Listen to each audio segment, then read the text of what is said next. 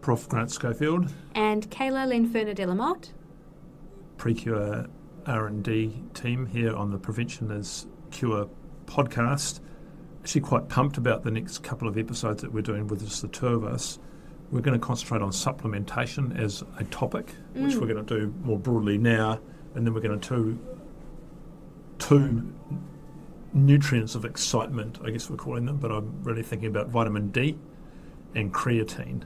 To choose what I actually take, if anything, and I've been very sceptical of this, as you know, then that's what I'm down to, plus this green powder stuff, which we'll talk about in a sec.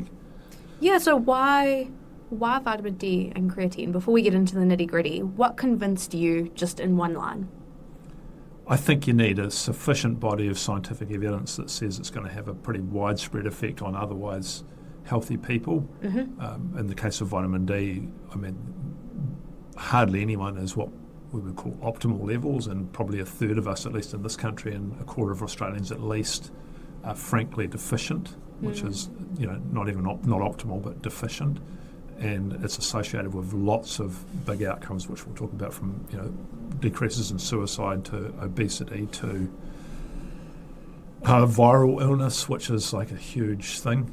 On the creatine side, I think it's I don't think people are deficient in creatine monohydrate. No. But the supplementation with that actually has largely beneficial effects on everything from muscle and athletic performance through to sleep and sleep quality and brain health, especially as we age. And it's just cheap.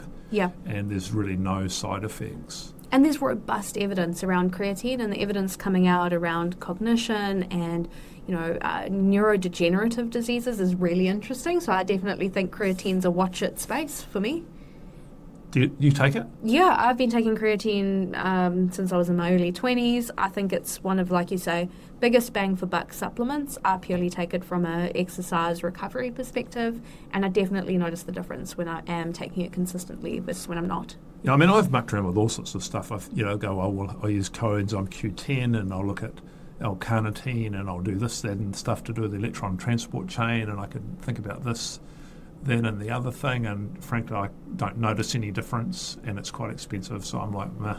Whereas creatine, I notice a difference, and I think the evidence on vitamin D, especially around colds and flu, which I don't like getting, is so compelling, and the effect's so big, which we'll get into in a sec. Well, the other one is this multivitamin thing, which I think is worth talking about, because you and I were just looking at the data, and we've written this up in a blog on the profgrantschofield.com website you can look at, and you love the graphs there around this, but people have studied the micronutrient availability of essential nutrients in some foods since 1914. Tell us about that. Yeah, I thought this was really interesting, because you hear it all the time, right? There's not enough micronutrients in our food anymore. There's not enough and I was like, food's not what it was. Food's not what it was. Soil's not what it was, and so that's why food isn't what it is. And I'm generally pretty skeptical, and so it was seeing these graphs that really changed my mind. And so one of them they've got here is looking at the micronutrients in cabbage, spinach, tomatoes, and lettuce over the past 100 years. So we're going from sort of 1914 through to 2018, and there was an 80 to 90% drop in the mineral content. So calcium, magnesium, and iron all dropped off substantially. And then there's a second one looking at broccoli, which, like everyone talks about, broccoli is like a superfood with all its micronutrients. And again, anywhere between a 20 to 50% drop off in calcium, iron, vitamins A and C, thiamine, riboflavin, and niacin. And that one was only between 1973 and 1997 or something. Yeah, up to 1997. And so it would be really interesting to see if those studies were repeated again now, another, 30 years later, what would the impact be? Yeah. So it's likely that a lot of the food that we eat, because of the way it's farmed industrially, is now replete of essential vitamins and minerals, and they're called essential because they are essential. Yeah. And we might not be getting what we need from them, and that could have effects on our health. So I have a sort of insurance policy for this. You laughed at me, but we were getting ready for this podcast, and you called it expensive urine. Yes, I think it's a very expensive insurance policy that I do not subscribe to personally. Okay, well, here's what I do for better or worse. So I get that good green vitality, which I have no connection to. Yep. In fact, it's bloody expensive, so bring the price down. But it's basically a green powder. I suppose the US equivalent is the Athletics Greens type stuff, but a sort of range of nutrients in it and looks green, so it's got to be healthy, right? Oh yeah, green's always healthy. Yeah, and so I take that daily with my creatine. I mix it up into a little super shot and feel good about myself. There is some data on even Centrum? Well, there was data from the US going, look, it's all bullshit. People actually who take multivitamins in populations live slightly less longer. I think it was 2 years than people who don't. But those are observational studies, and you can't draw conclusions from that. They did do it. A couple of trials have been done and a couple of meta-analyses, and you do see some small effects on things like cognition in older adults, and no evidence of harm when you do interventions. So, I suppose for me, when you're starting to unpick this stuff, it's very much what you alluded to at the beginning. Is there an effect, a sizable effect that I can notice on my quality of life, or is it preventing me from getting sick? So look, your sort of respiratory illness.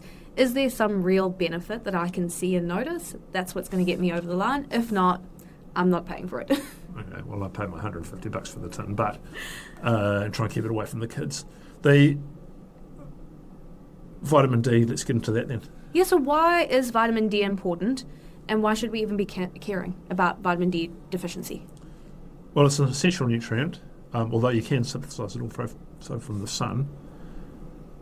But there's just such a large proportion of the population that are frankly deficient in it. So that's a third of, I think the last work that got done in New Zealand was 2012, so it's getting to be a while ago now, and similar time in Australia. But at that time, a quarter of Australians down under that 25, 30 millimoles per litre, which is deficient category.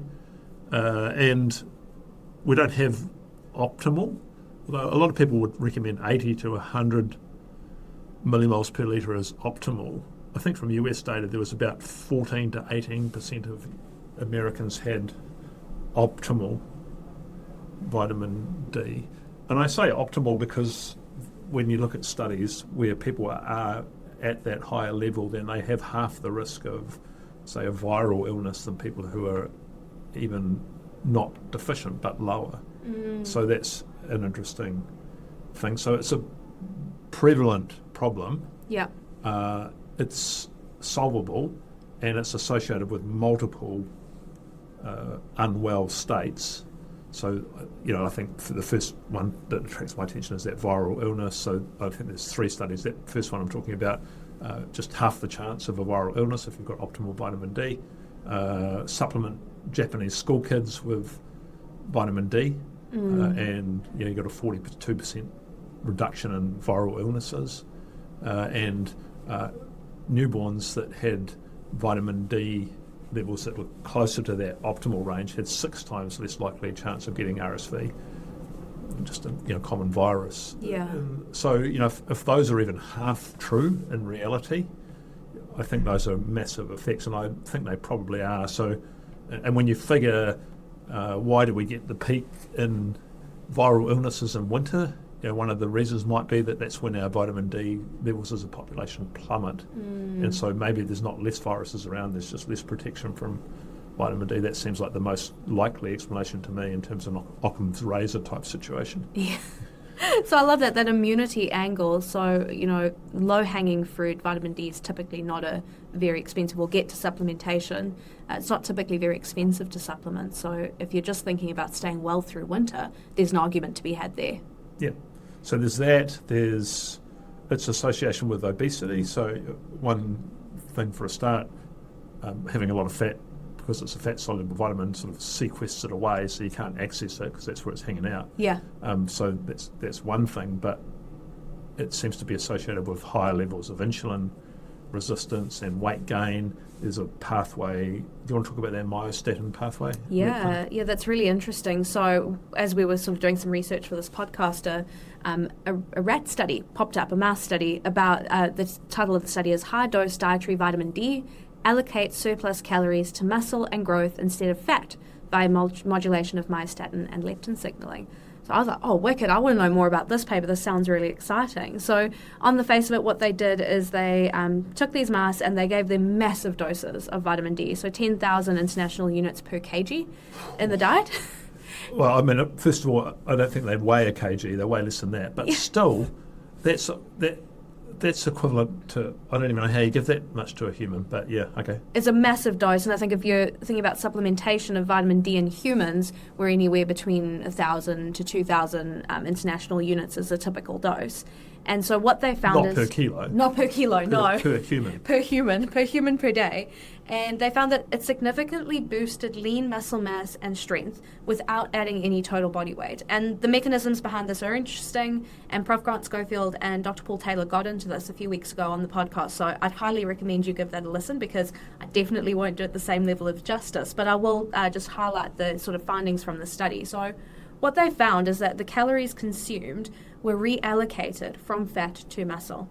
So rather than them simply burning more, there was this reallocation, and this high dose of vitamin D decreased serum myostatin, which is a muscle growth inhibitor, so it blocks muscle growth, and it increased leptin sensitivity, which if you've been following Prof. Grant Schofield and the work of Prefio, you'll know how fond we are of the importance of leptin sensitivity and what it can do. And so this overall increases energy expenditure, even without reducing appetite. So I think... And increases muscle growth. That is so cool. So I'm not hungrier. I've got my calories are being deferred to my muscles rather than to my fat. I'm like, come on, let's... Okay, but hang on, one word of caution. So we're talking about rodents taking we are. 10,000 international units per kg, which isn't really a conventional human dose. No. Anyway, that's interesting. So I think this study is really interesting. It suggests this modulation of energy partitioning, and it would be interesting to see what sort of happens in this space. As we know, myostatin is sort of gaining traction in the weight loss drug space as well. But there are things with actual humans. You can give them vitamin D supplementation, and it has a minor effect on them being less fat, reduces BMI by some small amount, I think. Yes, there are small reductions in sort of BMI and waist circumference. The data is mixed, so it's interesting. What really caught my eye when we were doing the prep for this podcast was the correlation between vitamin D and depressive symptoms. Oh, yeah. Tell me about that one. Yeah. Well, the suicide stuff is like at the gate. So the ones with depression, so there is this correlation between individuals who have the lowest levels of vitamin D and the greatest risk of depressive symptoms. And so... Well, that could be, because I'm always suspicious of that. You go, well, yeah, they're sitting inside, playing on their Xbox, no wonder. And they just happen to have low vitamin D because they haven't been going outside. But, so how do we untangle this is a whole other question that we haven't yet answered, right? But those with low vitamin D, which is a common risk factor of suicide risk, once they'd been supplemented, that risk reduced and the risk of suicidal behaviours reduced. So I think that the fact you can get that effect's pretty cool. That's a really cool effect. And then, in anxiety symptoms, depressive symptoms, ADHD symptoms, so those who are depleted, if you replete them, you can notice a reduction in symptoms. And like you say, it could be the other milieu of hyper-processed world that we live in, being indoors, not getting enough sun, not being socially connected. All those things could also be playing a role. But if vitamin D could play a small role in turning things around... The fact you can get supplementation of it and it makes a difference is pretty convincing. Yeah. Oh, yeah. So I guess there's bone health as well. I don't think we can be bothered going to that too much now, but that's interesting. We've talked about obesity, we've talked about mental health, we've talked about viral illnesses. It's all interesting. So where do we get our vitamin D from? Oh, before we do that, the other thing is cardiovascular events. Oh, yeah, I suppose. Yeah, metabolic health and cardiovascular risk are going to be connected up. Do you want to do that or not? No, I think it's just worth us giving a nod to that there is importance of having sufficient vitamin D in terms of, lowering cardiovascular risk. Yeah. So where do we get it from? We get it from the sun. Should we do sun first? Let's do sun. Sun first, then food and supplements? Yep. So you had a really interesting study about a very small dose of sunlight having quite a big effect. I think this depends on the colour of your skin, by the way. But I think this was in Caucasian type people. 22% of your skin exposed to direct summer sunlight for 6 minutes. So hands, legs, arms, face, and they were able to synthesise about 10,000 international units of vitamin D in that time. And I've seen another study where more whole body exposure for 20 minutes without burning was more like 20,000 units. So these are really quite big doses you're getting compared to the much smaller supplementation studies that we see. I should say, though, that there's such a massive skin colour and age effect here, and you need to take into account both of those, and I'm taking that into account with me. So if you look on our essay on the website, I've got a graph there of age and your ability to generate vitamin D from the sun, and it plummets. So every decade of ageing, you're getting probably a 10% decrease in your ability to synthesise it. By the time you're age 70, you're hardly able to do it at all. Yeah. So sunlight ain't going to help you. It might help you with other things, but not with vitamin D synthesis, which is so interesting, right? It's so interesting. I think you were saying here I can see a 13% decrease per decade of life. And we know we've seen similar effects, right? If you don't keep up your strength, you can lose strength from 25 years onwards. But this is just this is a process, and I don't think anything's going to help you with that. That is actually aging. Yeah. And the second thing is dark skin hugely affects things, right? So I've got pretty dark skin, and I live in a pretty temperate climate, and I'm getting older. I'm in my late 50s. I would say, I really probably need to think about getting my vitamin D, not just from the sun, but from other sources. Just wanted to add one other note here about, there are populations on this planet that 100% are vitamin D deficient. Yeah, tell me more. I'm not picking out obese Korean children for any other reason than it's just a study on them, but 100% of obese Korean children are vitamin D deficient. 100% of Iranian women are vitamin D deficient, and you can imagine there's different risk factors there, one being covered up and no exposure to sun, another one obesity and indoor lifestyle, I assume. I don't know, but this is a serious risk. So the sunlight's a thing. We talked about that. Yeah. Food. Food is an interesting one because it's really fatty fish and fatty food. So like the yolk of an egg has some vitamin D in it. Your salmon, your tuna, but the doses, other than in salmon, are really small. Yeah. So you'd have to be having a fair bit to get enough of that. Yeah. And I guess we should also say there's an absorption factor here. So you need K2 and magnesium are cofactors. Yes. Now, there's a fair bit of evidence that there's a reasonable amount of the population deficient in magnesium.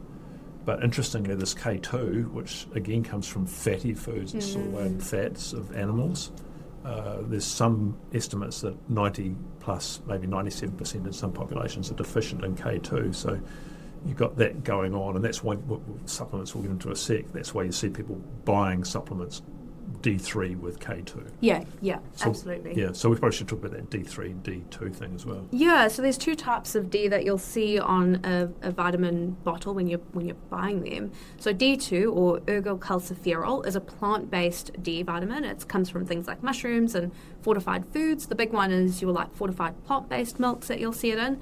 And then the other one is D3, so cholecalciferol, which is the animal-based one. So it's coming from fish oil or lichen for the vegan D3 supplements, which I didn't know. I found that quite interesting.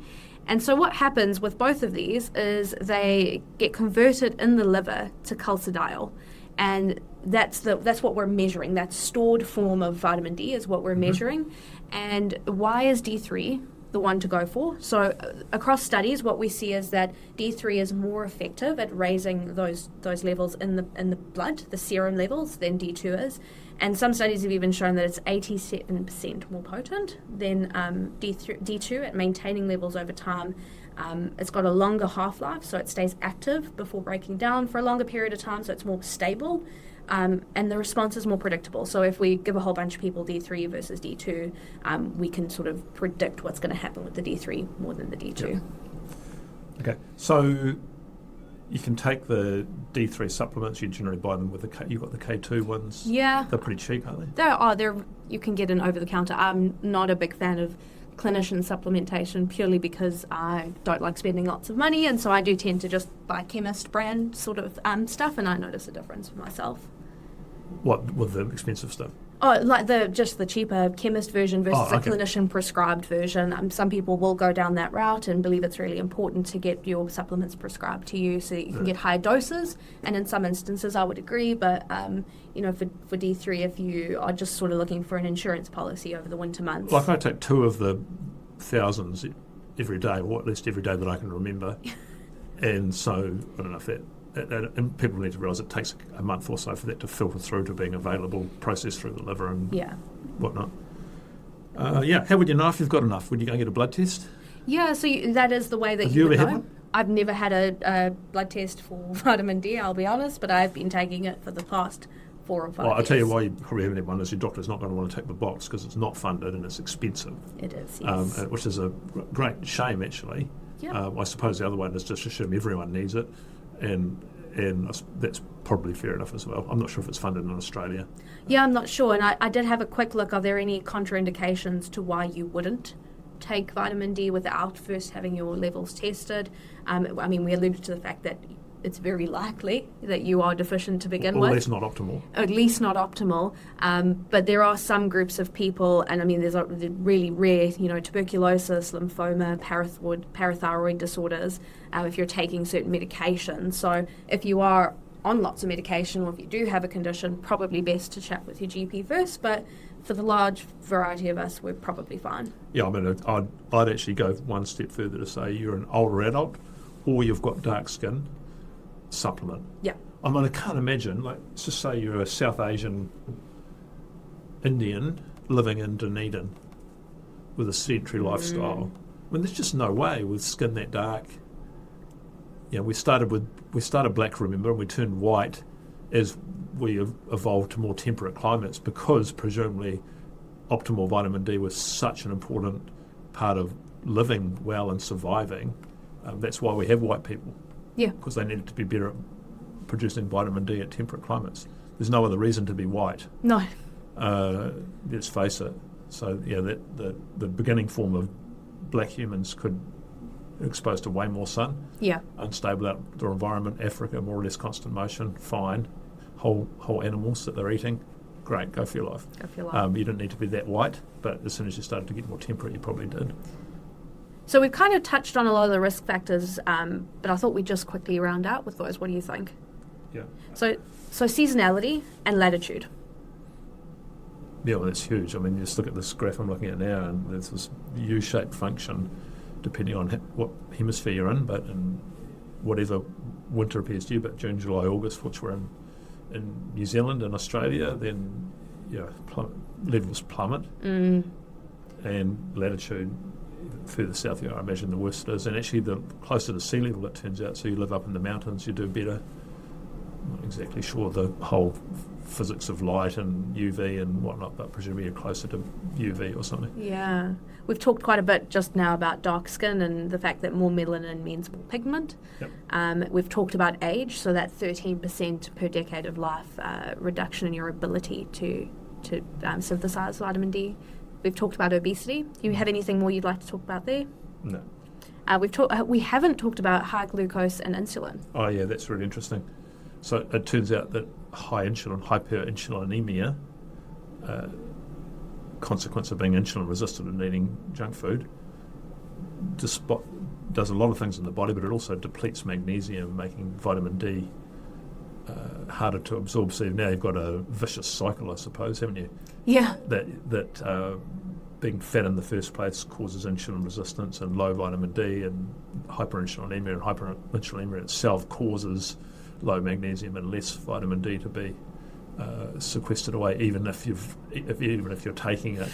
So yeah, that is a very vicious cycle. High glucose causes insulin resistance as well there. And then excessive sun exposure and getting sunburned. Oh, that's so interesting. I hadn't actually realised this at all, because I went into this with quite a negative attitude towards sunscreen. I mean, obviously you don't want to get sunburnt. Yeah. And there's a lot of, and this is not the topic of this podcast, but there's a lot of talk now about using mineral sunscreens because they don't get absorbed into the skin, and like some of these other non-mineral sunscreens do, and they do block UV. And so it has potential to help. You definitely don't want to get sunburnt. Yeah. But you don't want to be low in sun exposure either.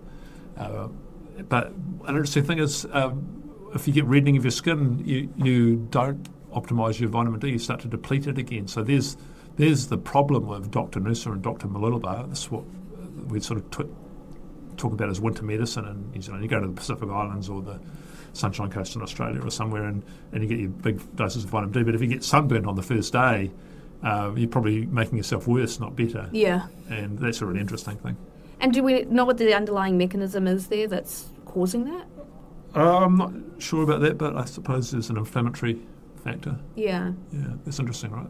Yeah, really interesting. And then the last sort of risk factor that we haven't touched on is that some medications, like your cholesterol-lowering drugs, can have impact on vitamin D as well. Yeah, that's interesting. And was it warfarin, the blood thinner as well? Yeah, so, and anti-seizure medications, and then St. John's wort as well. Who knew? Who knew? So, staying in a temperate climate, fair-skinned, do I just jump straight to supplementation? Well, I don't think you don't have to do one or the other here. You can do all three of the things. I think, getting outside in the sun and not getting sunburnt, but doing that's probably good for you for a whole bunch of reasons. Vitamin D is one of them, and probably gets the exposure is so good. That's a thing. Yes.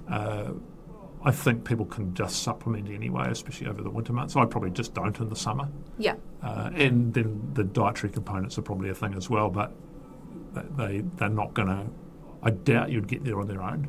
Yeah, I like this idea of the three-pronged approach to getting your vitamin D levels up. And I know there'll be a lot of people listening to this, especially if you're living in New Zealand, going, oh, but fatty fish is really expensive in the winter months or in general. So that my nod is towards canned fish. It's a great substitute. So some canned salmon, turning into fish cakes if you're not so inclined to have canned salmon. But I do think it's an important part of the diet for more than just the vitamin D lens. Yeah, and don't underestimate winter sun.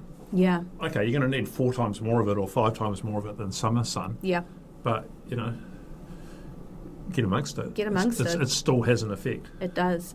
Yeah. This has been a great chat on vitamin D, and we're looking forward to chatting about creatine next week. So if you've got your questions, send them in. Yeah, and jump on that profgrantschofield.com website, and we've got a couple of good essays up at the moment. I've got another one on scrolling and mental health as well, which will be there. So catch you again soon. Hey, it's Grant here. Thanks for listening to the Prevention and Cure Is podcast. We don't advertise. We're never going to, but we have one request for you and one only. If you felt this show was worthwhile, can you please rate us, and please rate us 5 stars. That's it. Thanks very much.